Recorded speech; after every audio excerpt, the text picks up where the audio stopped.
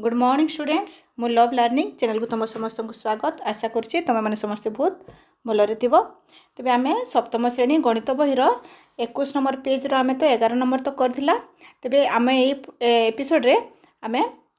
12 number है 12 number आम करवा तेबे चलो पिला माने आरंभ करवा तेबे प्रश्नटी कौन अच्छी देख ना धूसर मुंड थिबा एक प्रकार सामुद्रिक पक्षी है धूसर मुंड थिबा एक प्रकार सामुद्रिक पक्षी आल्बाट्रस गुड़िकर प्राय 7 फुट ओसारर डेणा थाए से माने समुद्र रे एक स्थान रु अन्य स्थान को स्थानांतर करिवारे जनाशुना आल्बाट्रस गुड़िक दिन को 900 रु 1000 किलोमीटर पर्यंत जाई पारंती रेकर्ड होइतिबा दीर्घतम एकक यात्रा हेउची प्राय 12000 किलोमीटर तेबे एपरी यात्रा कले प्रशांत महासागर अतिक्रम करने केते दिन लागिबो तेबे यार उत्तरटी कौन हम जदि पक्षीटे दिन को सर्वाधिक 1000 किलोमीटर बेगरे यात्रा करुची तेबे से 12000 किलोमीटर जीवाकू ताकू केते दिन लागिबो ना 12000 हरण 1000 समान हो 12 दिन 12000 किलोमीटर जीवाकू ताकू केते दिन लागिबो 12 दिन लागिबो तेबे जदि पक्षीटी दिन को 900 किलोमीटर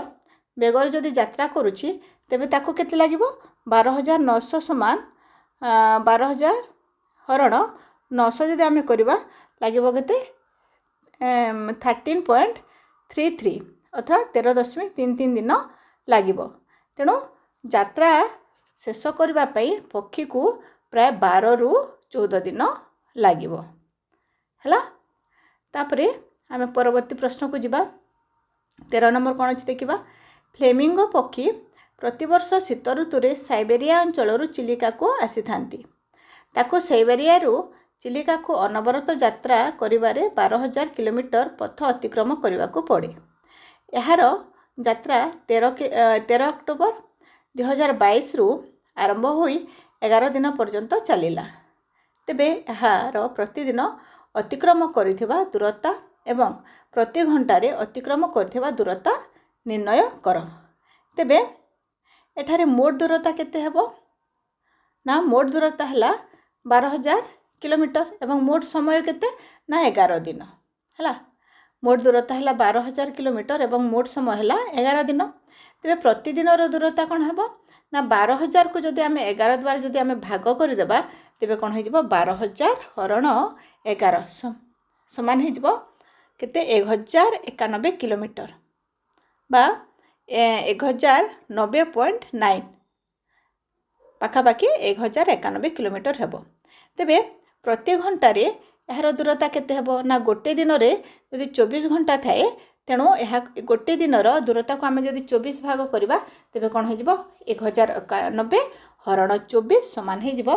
45.45 किलोमीटर प्रति घंटा तेबे एनसारटी कौन हम ना प्रतिदिन अतिक्रम करुथिबा दूरता एवं घंटारे अतिक्रम करुथिबा दूरताटा हो केते 45.45 किलोमीटर है बुझी होची तापरे जिबा परवर्ती प्रश्न कौन अच्छी देखा शंखचिल पक्षी भूमिस्तर रु 4500 रु 6000 मीटर पर्यंत उड़ी पारती देवमाली पर्वत होची 1672 मीटर उच्च उड़ाजाहाज 10000 रु 12800 मीटर उच्चता पर्यंत उड़ी पारे समूक कोठा तुलन यही उच्चता गुड़िकर केते गुण तेबे आमे आगरू पढ़ीचु जे समूक कोठार उच्चता होची प्राय 40 मीटर पूर्वर यह आमर बही अच्छी तेबे वर्तमान प्रत्येक उच्चता को 40 द्वारा जदि आमे भाग करी गुण करवा गुणिबा तेबे कौन हम जदि 40 द्वारा भाग करी गुण जदि आमे निर्णय करवा कौन हम ना शंखचिल पक्षी 4500 रु 6000 मीटर पर्यंत उड़ी पारे तेबे समूह कोठा ठारो यह केते गुण हम ना 4500 हरण 40 समान हो 112.5 गुण रु आरंभ करी 6000 हरण 40 होगला केते 150 गुण पर्यंत बड़ हो एवं देवमाली पर्वत गण सम्मुख कोठा ठारू यह केते गुण अटे ना 1672 हरण 40 समान होगा केते 41.8 गुण बड़ अटे। तेबे उड़ाजाहाज सम्मुख कोठ ठारू केते माने उच्च हेबो ना